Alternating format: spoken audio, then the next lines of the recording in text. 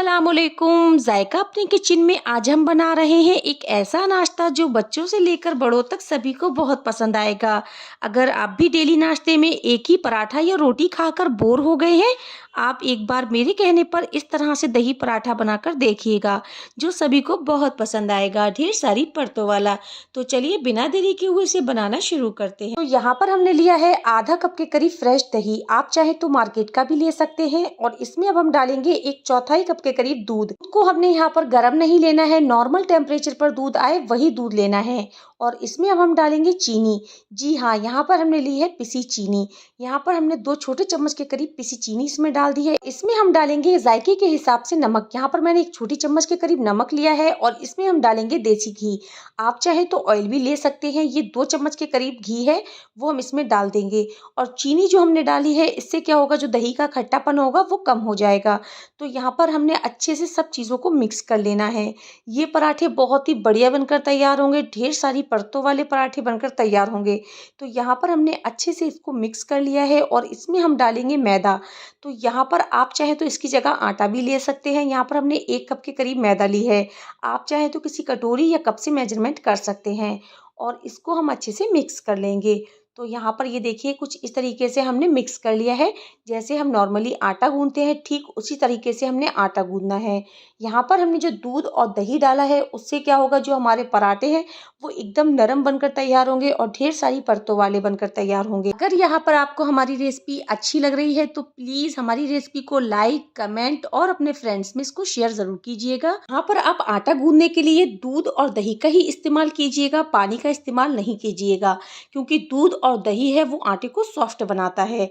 तो यहाँ पर हमने सॉफ्ट सा आटा लगाकर तैयार कर लिया है, ना तो ये ज़्यादा गीला है और ना ही ज़्यादा हार्ड है। तो यहाँ पर हमने आटे को घी से अच्छे से टैप टैप कर लिया है, जिससे हमारा जो आटा है वो बिल्कुल भी ड्राई नहीं होगा। तो यहाँ पर हमने इसको कवर करके 15 से 20 मिनट के लिए रख देना है रेस्ट के लिए। इससे क्या होगा, जो हमारा आटा है वो अच्छे से सेट हो जाएगा। तो यहाँ पर हमने रेस्ट के लिए इसको रख देना है। तो यहाँ पर हम लेंगे एक छोटा बाउल और इसमें हम डालेंगे 2 टेबलस्पून के करीब मैदा। आप चाहें तो इसकी जगह कॉर्नफ्लोर भी ले सकते हैं। और इसमें हम डालेंगे घी। घी की जगह आप ऑयल का इस्तेमाल कर लीजिए। और इसको हम अच्छे से मिक्स कर लेंगे जब तक ये क्रीमी टेक्सचर में ना आ जाए। तो यहाँ पर ये देखिए हमने अच्छे से इसको मिक्स करना है, ताकि इसमें एक भी लम्स ना रहे। और ये पराठे को ढेर सारी परतों वाला बनाएगा। तो यहाँ पर ये देखिए हमने अच्छे से इसको मिक्स कर लिया है। तो विस्लरी हमारी एकदम रेडी है। तो यहाँ पर हमने जो आटा रखा था उसको रखे हुए 20 मिनट हो चुके हैं। तो चलिए हम इसको खोल लेते हैं। यहाँ पर हमारा जो आटा है वो एकदम सॉफ्ट और स्मूथ सा लगा हुआ है। तो इसको हम क्या करेंगे, 1 से 2 बार और अच्छे से मसल लेंगे। इससे क्या होगा, ये काफ़ी अच्छे से सेट हो जाएगा। तो यहाँ पर ये देखिए कुछ इस तरीके से हमने अच्छे से इसको मसलना है। आटा हमारा अच्छे से सेट हो गया है। तो यहाँ पर हमने आटे को अच्छे से सेट कर लिया है। आटा अच्छे से सेट हो चुका है। तो इसको अब हम डिवाइड कर लेंगे। तो यहाँ पर हम रोटी बनाते हैं उसकी लोई तोड़ते हैं, उससे थोड़ी बड़ी लोई हमने तोड़नी है। तो यहाँ पर ये देखिए इस तरीके से हमने लोई तोड़ लेनी है। तो यहाँ पर ये बहुत ही स्मूथ और सॉफ्ट आटा बनकर तैयार हुआ है। तो यहाँ पर हमने 1 कप आटे में 4 लोई बनाकर तैयार करी है, यानी कि हमारे 1 कटोरी आटे में 4 पराठे बनकर तैयार होंगे। तो चारों लोई हमने कुछ इस तरह से बनाकर तैयार कर लिए। तो यहाँ पर अब हम लेंगे चकला। अगर आपके पास बड़ा चकला है तो बहुत ही अच्छा है, वरना आप इसको चॉपिंग बोर्ड पर भी बेल सकते हैं। तो यहाँ पर जैसे हम रोटी बेलते हैं ठीक उसी तरीके से हमने इसको बेलना है। पहले हम हाथों से इसको फैलाएंगे और थोड़ा सा सूखा आटा लगाएंगे, फिर हम इसको बेलन से बेल लेंगे। जैसे हम नॉर्मली रोटी बनाते हैं वैसे ही हमें बनानी है, लेकिन हमने इसको पतला करना है। जितना हम रोटी को पतला बेलेंगे ना, उतना ही हमारा पराठा लेयर वाला बनकर तैयार होगा। तो यहाँ पर हमने एकदम पतली रोटी बनाकर तैयार करनी है। ये देखिए कुछ इस तरीके से हमने एकदम पतली रोटी बनाकर तैयार की है। और जो हमने विस्लरी बनाकर रखी थी, यानी कि जो मैदा और घी हमने मिलाकर एकदम स्मूथ सा हमने पेस्ट बनाया था, वो हम इस पर लगा देंगे ब्रश की हेल्प से। तो यहाँ पर हमने जो विस्लरी बनाई थी उसको हमने अच्छे से रोटी पर फैलाना है। और फिर हम इसको कट करेंगे। पहले हम इसको सेंटर में कट करेंगे। तो यहाँ पर हम इसको 8 पार्ट में कट करेंगे। तो यहाँ पर हमने कुछ इस तरीके से इसको कट करना है। जितना हम इसमें कट मारेंगे ना, उतनी ही हमारे पराठे में लेयर बनकर तैयार होगी। तो यहाँ पर मैंने टोटल इसमें 8 पार्ट करे हैं। और पहले हम एक पार्ट उठाएंगे और सेंटर में रख देंगे।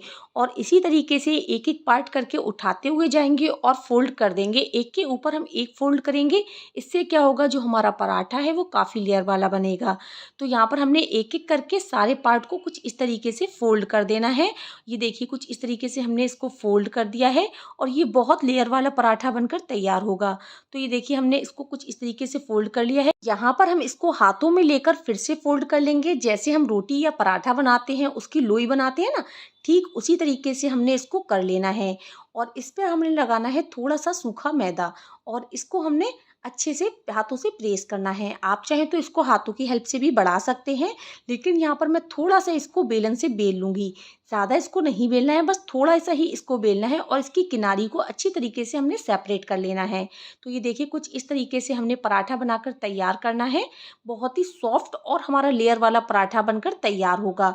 तो गैस पर हम रख लेंगे एक पैन और इसमें हम डालेंगे 1 चम्मच के करीब घी और जो हमने पराठा बनाया था वो हम इस पर डाल देंगे। 30-40 सेकंड हो चुके हैं तो पराठे को टर्न कर देते हैं दूसरी तरफ।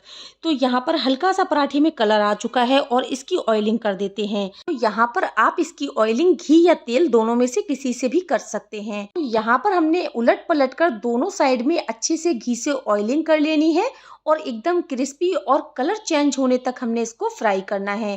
तो यहाँ पर आप देख सकते हैं कि कितना बढ़िया कलर आ चुका है। बहुत ही बढ़िया लेयर वाला हमारा पराठा बनकर तैयार हुआ है। आप देख सकते हैं ये काफ़ी अच्छे से सिक चुका है। तो इसको अब हम बाहर निकाल लेते हैं।